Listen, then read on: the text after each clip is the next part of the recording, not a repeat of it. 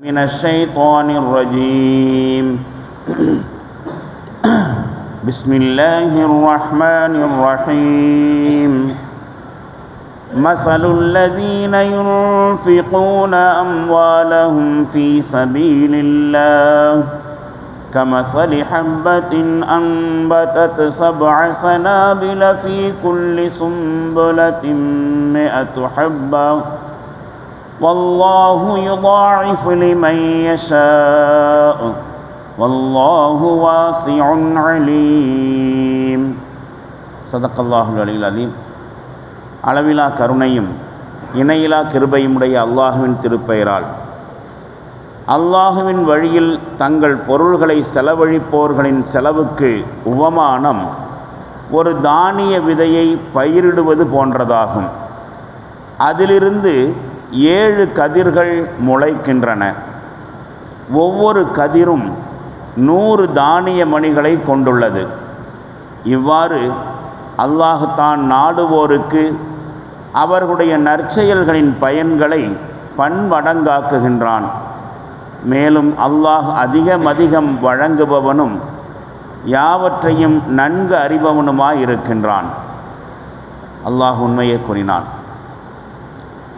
எல்லா புகழும் நம் அனைவரையும் அவனது இல்லத்திலே அதிகாலை இபாதத்தில் ஒருங்கிணைத்த அல்லாஹு ஜல்ல ஷானஹு தாலாவுக்கே உரித்தானது. சலாத்தும் சலாமும் நபிகளார் ஸல்லல்லாஹு அலைஹி வஸல்லம் அவர்கள் மீதும் அவர்களது வழிகாட்டுதலை பின்பற்றி நடக்கும் நல்லடியார் அனைவர் மீதும் குறிப்பாக இங்கு கூடியிருக்கும் நம் அனைவர் மீதும் என்றும் உண்டாகட்டுமாக. அன்புக்கும் மரியாதைக்கும் உரிய அல்லாஹின் நல்லடியார்களே, சூரத்துல் பக்ரா எனப்படும் 2வது அத்தியாயத்தின் 261வது வசனம் ஓதி காண்பிக்கப்பட்டு மொழிபெயர்ப்பும் வாசிக்கப்பட்டுள்ளது. அல்லாஹு ஜல்ல ஷானஹு தஆலா குறிப்பிட்ட இந்த வசனத்திலே எத்தகைய வழிகாட்டுதல்களை உள்ளடக்கி இதனை இறக்கியருளினானோ அதனை சரியான முறையில் விளங்குவதற்கும் அதன்படி செயல்படுவதற்கும் அல்லாஹ் நம் அனைவர்களுக்கும் அருள் பாலிப்பானாக. இந்த வசனத்தினுடைய கருத்துக்களை உள்ளடங்கியுள்ள விஷயங்களை தெரிந்து கொள்வதற்கு முன்னால் ஒரு சின்ன செய்தி. ஒரு மனிதர் துனியாவில் அல்லாஹ்வுடைய வழியில் ஒரு 10 ரூபாயை செலவு செய்கிறார். வெறுமனே ஒரு 10 ரூபாய். நாளை சொர்க்கத்தில் இந்த 10 ரூபாய்க்கான பிரதிபலனை அவர் பல மடங்காக பார்க்கிறார். அப்போ அவர் யோசிப்பார், அவரோ மற்றவர்களோ யோசிப்பார்கள், துனியாவில் 10 ரூபாய் மட்டும்தானே நான் செலவு செஞ்சேன், இங்கே ஆயிரக்கணக்கான ரூபாய்களாக இது எப்படி மாறுச்சு என்று அவரும் யோசிப்பார். மற்றவர்களும் அதை பார்த்து யோசிப்பார்கள். அன்னைக்கு 10 ரூபாய் கொடுத்தது என்ன நடந்தது? நபி ஸல்லல்லாஹு அலைஹி வஸல்லம் அவர்கள் ஒரு ஹதீஸின் வாயிலாக மறுமையிலே இவ்வாறு பன்மடங்காக பெருக்கி தரப்படுகிற விஷயத்தை இப்படி சொல்லுகிறார்கள். ஒருவர் ஹலாலான சம்பாத்தியத்திலிருந்து சதக்கா செய்கிறார். அல்லாஹ் ஹலாலான சம்பாத்தியத்தை தவிர வேறு எதனையும் ஏற்றுக்கொள்வதும் இல்லை. ஹதீஸினுடைய வாசகம். அல்லாஹ் ஒருவர் ஹலாலான சம்பாத்தியத்திலிருந்து சதக்கா செய்கிறார். ஹலாலான சம்பாத்தியம் தவிர வேறு எதனையும் அல்லாஹ் ஏற்றுக்கொள்வதில்லை. அவர் செய்த அந்த சதக்கா ஒரு பேரீச்சம் பழமாக இருந்தாலும் கூட அல்லாஹ் அதனை தனது கையினால் ஏற்றுக்கொள்கிறான். தன் கையிலே நேரடியாக அல்லாஹ் வாங்குவதை போல என்று அந்த சதக்காவை குறித்து மகத்துவப்படுத்தி நபி ஸல்லல்லாஹு அலைஹி வஸல்லம் சொல்கிறாங்க. பிறகு அது அல்லாஹ்வுடைய உள்ளங்கையில் இருந்தவாறு வளர்ந்து கொண்டே இருக்கும். அது மலையை விட பெரிதாகிற வரை. ஹதீஸினுடைய வாசகம். பிறகு நபி ஸல்லல்லாஹு அலைஹி வஸல்லம் அவர்கள் அதற்கு ஒரு உதாரணம் சொல்கிறாங்க. உங்களில் ஒருவர் ஒரு குதிரை குட்டியையோ அல்லது ஒட்டக குட்டியையோ வளர்த்து பெரிதாக்குவது போல குட்டியில் இருக்கக்கூடிய ஒரு விலங்கை ஆடு மாடுகளை வளர்த்து பெருசாக்குவதைப் போல அல்லாஹ் தனது கையில் ஒப்படைக்கப்பட்ட அந்த சதக்காவை வளர்த்து பெரிதாக்கி கொண்டே போகிறான் மலையளவுக்கு என்று ஒரு ஹதீஸை சொல்லுவார். இப்போ கொடுக்கக்கூடிய சதக்கா அது வளர்ந்து கொண்டே இருக்கும். அந்த சதக்காவினுடைய பிரதிபலனை அல்லாஹ் பன்மடங்காக்கி கொண்டே இருப்பான். இந்த வசனம் சொல்லுகிற செய்தி அதுதான். இன்னைக்கு நாம் சிறிய அளவுக்கு செய்கிற ஒரு சின்ன சதக்காவும் கூட அல்லாஹ்விடத்தில் மிகப்பெரிய மதிப்புக்குரிய விஷயம். ஒருவர் ஒரு ஒட்டகத்தை சதக்கா செய்கிறார் என்று சொன்னால் அது ஒரு பெரும் கூட்டத்தை சதக்கா செய்த மாதிரி மறுமையிலே அல்லாஹ் அதற்கான பிரதிபலனை கொடுப்பான். அந்த சதக்காவினுடைய பிரதிபலனை அவர் சுமந்து கொண்டு வருகிற பொழுது ஒரு ராஜாவை போல வருகிறார் என்பதுதான் கருத்து. இந்த விஷயத்தை தான் இன்றைக்கு ஓதி காண்பிக்கப்பட்ட குர்ஆன் வசனம் எடுத்து காட்டுகிறது. அல்லாஹ் அதனையும் அவனுக்கே உரிய பாணியிலே மிக சிறந்த ஒரு உதாரணத்தின் மூலமாக எடுத்து சொல்லுகிறான். மஸலுல்லதீன யுன்ஃபிகூன அம்வாலஹும் ஃபீ சபீலில்லாஹ், அல்லாஹுடைய வழியில் தங்களுடைய பொருள்களை செலவழிப்பவர்களுக்கான உதாரணம் கமஸலி ஹப்பத்தின், அது ஒரு விதையை போன்றதாகும். ஒரே ஒரு விதை, அதை விதைக்கப்பட்டால் அன்பத்தத்து சப்அ சனாபில, அது 7 கதிர்களை முளைக்க வைக்கிறது. போட்டது என்னமோ ஒரே ஒரு மணி, நெல்மணியைத்தான், ஒரு விதையைத்தான். அது விளைகிற பொழுது 7 கதிராக விளைகிறது. ஃபீக்குள்ளி சும்பலத்தின் மிஅத்து ஹப்பா, ஒவ்வொரு கதிரிலும் 100 தானிய மணிகள் இருக்கின்றன. அப்போ விதைச்சது 1, விளைஞ்சது 700. இந்த வசனம் சொல்லுகிற கருத்து அதுதான். ஒற்றை நெல்மணியை விதைக்கிற பொழுது அது வளர்ந்து வருகிற பொழுது அதில் ஒரே ஒரு மணி அல்ல, அதில் முதல்ல 7 கதிர்கள் வருகிறது. ஒவ்வொரு கதிரிலும் 100 தானிய மணிகள். அப்படியானால் 700 தானிய மணிகள் அதில் வளர்கின்றன. அது மாதிரி தான் அல்லாஹுடைய வழியிலே ஒருவர் பொருளை செலவு செய்வதற்கான உதாரணம். அல்லாஹ் இங்கு சொல்ல வருகிற செய்தி, கொடுக்கிறது எதுவும் வீணாகி விடுவதில்லை, பன்மடங்காக திருப்பி தரப்படுகிறது. அப்போது இந்த வசனத்தை கேட்கிற பொழுது உண்மையான ஒரு மூமினுடைய மனசனுடைய ஆழத்தில் என்ன எண்ணம் வர வேண்டும் அப்படின்னு சொன்னால், கொடுத்தது தான் நமக்கு மிஞ்சும் அப்படிங்கிற ஒரு செய்தி. ரெண்டாவது, அந்த கொடுத்தது வளர்ந்து கொண்டே இருக்கும். இந்த நம்பிக்கையை, இந்த எதிர்பார்ப்பை சதக்கா செய்யக்கூடிய ஒவ்வொரு மோமினும் மனசுக்குள்ளே வைக்கணும். அல்லாஹ் இதனை சேமித்து வைத்து, இதுதான் எனக்கு நாளைக்கு மறுமையில் கிடைக்கப் போகிறது. இந்த துனியாவில் நான் எவற்றையெல்லாம் சம்பாதித்திருந்தாலும் அவை அனைத்தும் இந்த துனியாவோடு முடிந்து போகும். என்னுடைய மௌத்துக்கு பிறகு எனக்கு கிடைப்பதெல்லாம் சதக்காவாக நான் கொடுத்தது தான், அதுதான் எனக்கு மிஞ்சக்கூடியது. இது ஒரு எண்ணம். ரெண்டாவது, மிஞ்சுகிற அந்த விஷயமும் கூட அதே அளவுக்கல்ல, அதைவிட பன்மடங்காக வளர்ந்து கொண்டிருக்கும். இந்த 2 எண்ணம் சதக்கா கொடுக்கக்கூடியவருடைய மனசுக்குள்ளே இருக்கணும். நம்பிக்கையாகவும் இருக்க வேண்டும், ஒரு எதிர்பார்ப்பாகவும் இருக்க வேண்டும். இதை குறித்து நபி ஸல்லல்லாஹு அலைஹி வஸல்லம் அவருடைய வாழ்க்கையில் நடைபெற்ற ஒரு சம்பவத்தை நாம் கேள்விப்பட்டிருக்கிறோம். நபிகளார் ஸல்லல்லாஹு அலைஹி வஸல்லம் அவருடைய வீட்டில் ஒரு ஆடு அறுக்கப்பட்டுச்சு. சதக்காவை கொடுப்பதற்காக வேண்டி அறுக்கப்பட்டுச்சு.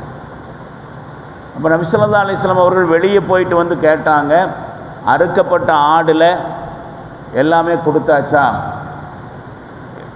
எல்லாமே செலவாயிருச்சா, எல்லாருக்கும் ஏழைகளுக்கு கொடுக்கப்பட்டுருச்சான்னு கேட்கும்போது, இல்லை, அந்த ஆட்டினுடைய ஒரு தோல் சப்பை மட்டும் மிஞ்சி இருக்கிறது என்று ஆயிஷா ரலியல்லாஹு அன்ஹா அவர்கள் சொன்ன பொழுது நபி ஸல்லல்லாஹு அலைஹி வஸல்லம் சொன்னாங்க, மிஞ்சினது இந்த தோல் சப்பை அல்ல, எதை நாம் கொடுத்தோமோ அதுதான் நமக்கானது.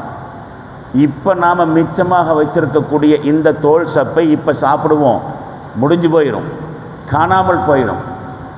ஆனால் எவற்றையெல்லாம் இந்த ஆட்டிலிருந்து நாம் ஏழைகளுக்காக சதக்கா செய்தோமோ அதுதான் நமக்கானது, அதுதான் எஞ்சி இருக்கக்கூடியது என்று சொன்னார்கள். நாம் கேள்விப்பட்டு இருக்கிறோம். முஸ்லிம்களுடைய அரசாட்சி எங்கேயெல்லாம் துனியாவில் நடந்துட்டு இருந்துச்சோ அந்த இடத்திலெல்லாம் அந்த அரசாட்சி நடப்பதற்கு ரொம்ப பின்புலமாக இருந்தது முஸ்லிம்களுடைய சதக்கா தான். இன்றைக்கும் கூட ஒரு விஷயத்தை நாம் யோசித்து பார்க்கணும். பாரம்பரியமாக இருக்கக்கூடிய மஸ்ஜிதுகள், மதரசாக்கள், எத்தீம்கானாக்கள், கபர்ஸ்தான்கள், தர்காக்களும் கூட பாரம்பரியமாக இருக்கக்கூடியவையெல்லாம் முஸ்லிம்களுடைய வக்ஃபிலிருந்து உருவானவை தான். வக்ஃப்னா என்ன? அன்றைய காலகட்டத்தில் சதக்காவை குறித்து மக்கள் மத்தியில் பெரிய அளவுக்கு விழிப்புணர்வு இருந்துச்சு. ஒருவர் இறக்கிறார் என்று சொன்னால் அவருடைய சொத்திலிருந்து அதிகபட்சமாக 1/3 பகுதியை இந்த மாதிரியான அறச்செயல்களுக்கு தானமாக கொடுப்பார்கள். வசியத்து, ஒரு மனுஷன் வசியத்து செய்கிறதாக இருந்தால் அதிகபட்சமாக அவருடைய ப்ராப்பர்ட்டியில் 1/3 வசியத்து செய்யலாம். அதுக்கு மேலே செய்யக்கூடாது. அதுக்கு மேலே செஞ்சால் அது அவருடைய வாரிசுகளுக்கு துரோகம் செஞ்ச மாதிரின்னு இஸ்லாம் சொல்லுது. அவர்கள் மறுமையில் சொர்க்கத்துக்கு போக முடியாது என்ற அளவுக்கு கூட சொல்லப்பட்டிருக்கிறது. அதிகபட்சமாக இவருடைய விருப்பத்தின் அடிப்படையில் 1/3 பகுதியை தானமாக கொடுக்கலாம். ஏன் அப்படி கொடுத்தாங்க? சொத்துக்கள் பங்கிடுகிற பொழுது ஒரு காலகட்டத்தில் எல்லா குடும்பத்திலும் இந்த மாதிரி 1/3 பகுதி அளவுக்கு அல்லது அதை விட குறைவான அளவுக்கு இந்த மாதிரியான அறச்செயல்களுக்கு கொடுத்துட்டு வந்தாங்க. அவருடைய நம்பிக்கை அதுவாக இருந்துச்சு. இந்த துனியாவில் நாம் இவ்வளவு காலம் வாழ்ந்து வருகிற சமயத்தில் எத்தனையோ தவறுகளை செஞ்சிருக்கலாம். இந்த வருமானத்தை ஈட்டினதில் கூட பல தவறுகள் நடந்திருக்கலாம். அதற்கெல்லாம் பரிகாரமாக இருக்கட்டும், நாளை மறுமையில் என்னுடைய பாவங்கள் அழிக்கப்படுவதற்கு நான் கொடுக்கக்கூடிய சதக்கா ஒரு காரணமாக இருக்கட்டும் என்று ஒவ்வொரு குடும்பத்திலையும், பண வசதி படைத்த குடும்பத்திலையும் இறக்குவதற்கு முன்னால் சொத்திலிருந்து 1/3 பகுதியை பள்ளிவாசல்களுக்கோ மதரசாக்களுக்கோ வசியத்து செய்வது, வக்ஃப் செய்வது வழக்கமாக இருந்துச்சு. அப்படிப்பட்ட வக்ஃப் சொத்துகள் தான் பாரம்பரியமாக இருக்கக்கூடிய நிறுவனங்கள், இஸ்லாமிய நிறுவனங்கள். ஆனால் நாளடைவில் இந்த வக்ஃப் செய்தல் என்கிற கான்செப்ட் முஸ்லீம் சமுதாயத்தை விட்டு விலகிடுச்சு. இப்போல்லாம் சொத்துக்களை பங்கிடுவதே சரியான முறையில் இல்லை. அவர்கள் பாட்டு சம்பாதிப்பாங்க, திடீர்னு மௌத்தா போயிடுவாங்க. அந்த காசை வாரிசுதாரர்கள் எப்படி பங்கு வைக்கிறார்கள், இஸ்லாமிய அடிப்படையிலையா, இஸ்லாத்துக்கு முரணான அடிப்படையிலையா என்றெல்லாம் எதுவும் பார்க்கறது இல்லை. பிறகல்லவா வசியத்து என்கிற பேரில் 1/3 வக்ஃப் செய்கிறது. அது இன்றைக்கி இல்லாமல் போய்விட்டது.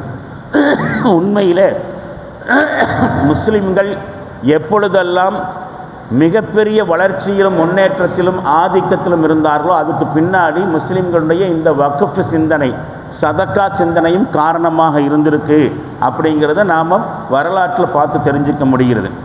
இஸ்லாமிய கண்ணோட்டத்தில் இந்த சதக்கா, இந்த தான தர்மங்கள் அப்படிங்கிறது நிறைய பேர் என்ன நினைக்கிறாங்கன்னா, காசு பணம் சம்பாதிச்சு ஓரளவுக்கு ஆன பிறகு அதுக்கப்புறம் அதிலிருந்து செலவு செய்யலாம்.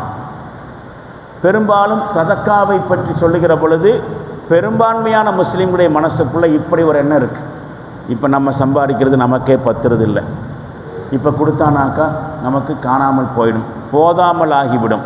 அதனால் முதல்ல நல்லா சம்பாதிப்போம், கொஞ்சம் சில பல சொத்துக்களை எல்லாம் வாங்கி சேர்த்த பிறகு அதற்கு பிறகு வேண்டுமானால் தேவையான அளவுக்கு, போதுமான அளவுக்கு சதக்கா செய்யலாம். இப்போ சதக்கா செய்கிற அளவுக்கெல்லாம் நமக்கு பெரிய அளவுக்கு கெப்பாசிட்டி இல்லை என்று நினைப்பவர்கள் அதிகமாக இருக்கிறாங்க. ஆனால் நபிகளார் ஸல்லல்லாஹு அலைஹி வஸல்லம் அவர்கள் அந்த மாதிரியான ஒரு வழிமுறையை சொல்லித்தரவே இல்லை. லைஃப்பில் செட்டிலான பிறகு சதக்கா அப்படிங்கிற மாதிரி இல்லை. நபி ஸல்லல்லாஹு அலைஹி வஸல்லம் வீட்டில் பல நாட்கள் உணவு சமைக்கப்படாத சூழ்நிலையிலும் கூட அவர்கள் ஏராளமாக செலவு செய்திருக்கிறார்கள். அதனாலேயே ரசூலுல்லாஹ்வுக்கு ஒரு சிறப்பு பெயர் இருக்குது, அஜ்வத் என்கிற பெயர்.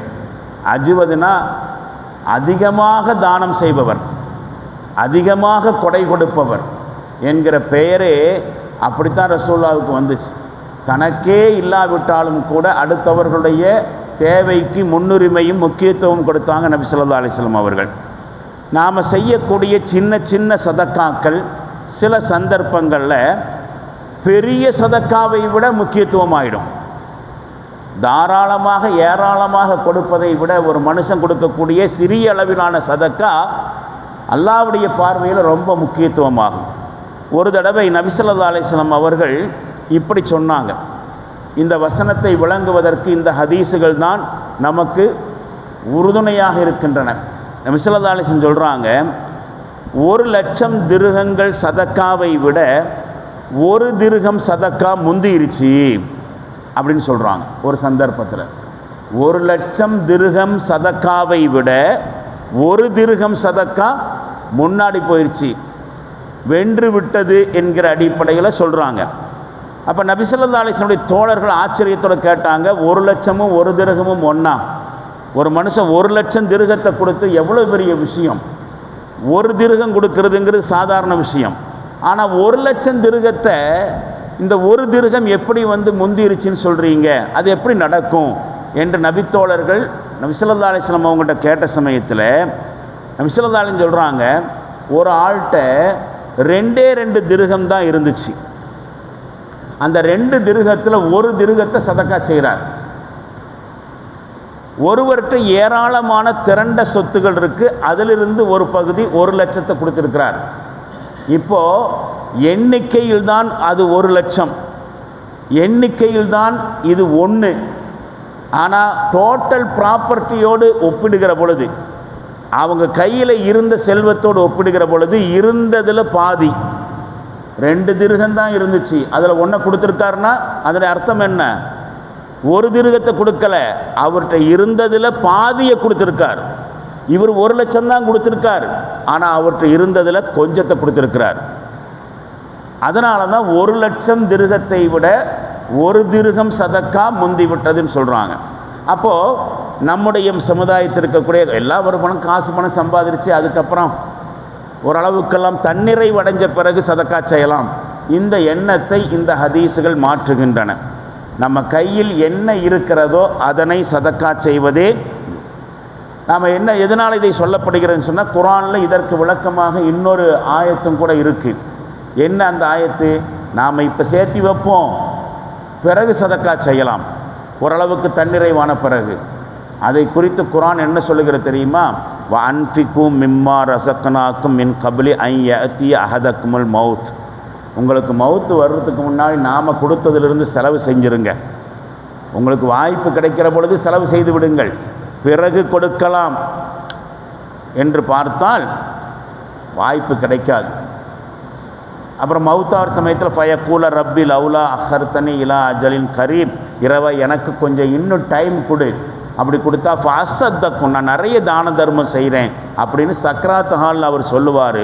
ஆனால் வலை யுஅஹிரல்லாஹு நஃப்ஸன் இதா ஜா அஜலுஹா, எந்த ஆன்மாவையும் அதனுடைய தவணை வந்து விட்டது என்று சொன்னால் அல்லாஹ் பிற்படுத்துறதெல்லாம் கிடையாது. அல்லாஹ் இந்த வசனத்தில் சொல்ல வர்ற செய்தி, வாய்ப்பு கிடைக்கும் பொழுது, சந்தர்ப்பம் கிடைக்கும் பொழுது அதனை பயன்படுத்தி கொள்ளுங்கள், பிறகு அதை பயன்படுத்தலாம். ஓரளவுக்கு காசு பணம் வந்த பிறகு சதக்கா செய்யலாம் என்று சதக்காவை தள்ளி போடுவீர்கள் என்று சொன்னால் அந்த சதக்காவை செய்யாமலேயே உங்களுக்கு மரணம் வந்து விடலாம். மவுத்து வந்துருச்சுனாக்கா மவுத்தை தள்ளி போட முடியாது. அதனால் சதக்காவை தள்ளி போடாதீர்கள் என்று அல்லாஹ் சொல்லுகிறான். அப்போது நம்முடைய இந்த எண்ணங்களை எல்லாம் இது திருத்துகிறது. இந்த வசனம் என்ன சொல்லுகிறது? மசலுல்லதீன யுன்ஃபிகூன அம்வாலஹும் ஃபீ சபீலில்லாஹ், அல்லாஹ்வுடைய வழியில் செலவு செய்யக்கூடியவருடைய அந்த செலவுக்கான உதாரணம் கமசலி ஹப்பத்தின், அது ஒரு விதையை விதைப்பது போல, விதைத்த பிறகு அன்பத்தத்து சபா சனாபில, அந்த விதை 7 கதிர்களை முளைக்க செய்கிறது. ஃபீ குல்லி சும்புலத்தின் மிஅத்து ஹப்பத்தின், ஒவ்வொரு கதிரிலும் 100 தானிய மணிகளை கொண்டிருக்கின்றன. அது மாதிரி அப்போ 1க்கு 700 என்கிற அடிப்படையில் அல்லாஹ் அதற்கான பிரதிபலனை தருகிறான். அது மட்டுமல்ல, வல்லாஹு யுதாஇஃபு லிமன் யஷா, தான் நாடியவர்களுக்கு இன்னும் பன்மடங்காக்கி கொடுக்கிறான். ஏனென்றால் வல்லாஹு வாசியுன் அலீம், அல்லாஹ் விசாலமானவன். அவனுடைய கஜானா என்பது சிறியது அல்ல. எவ்வளவு அல்லாஹ் வாரி வாரி கொடுத்தாலும் அவனுடைய கஜானா தீர்ந்து போகாது. அதனால் தாராளமாக அல்லாஹ் வழங்கக்கூடியவன் என்பதை மனதில் இருத்தி கொண்டுதான் சதக்காவை நாம் செய்ய வேண்டும். இது ரொம்ப ரொம்ப முக்கியமான ஒரு தேவை. யாருடைய தேவை? அடுத்தவருடைய தேவை அல்ல, நம்முடைய தேவை. நம்முடைய தேவைக்காக வேண்டி நாம் போட்டு வைக்கக்கூடிய ஒரு இன்வெஸ்ட்மெண்ட் என்கிற அளவுக்குத்தான் சதக்காவை குறித்து நாம் யோசிக்க வேண்டும். நாம் இந்த உலகத்தில் வாழ்ந்து கொண்டிருக்கிற பொழுது எவற்றையெல்லாம் வாரி வாரி குவித்தாலும் மரணத்தோடு அவையெல்லாம் நம்மை விட்டு போய்விடுகின்றன. அவற்றை விட்டு நாம் போக போகிறோம்.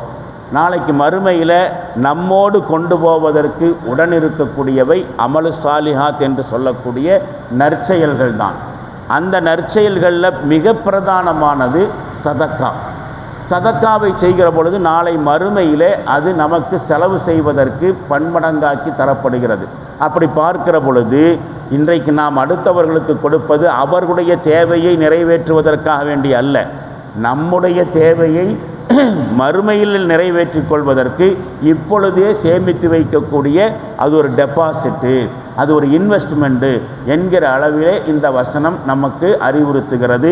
அறிவுறுத்தி இருக்கக்கூடிய இந்த செய்தியை புரிந்து கொண்டு தாராளமாக சதக்கா செய்வோம்.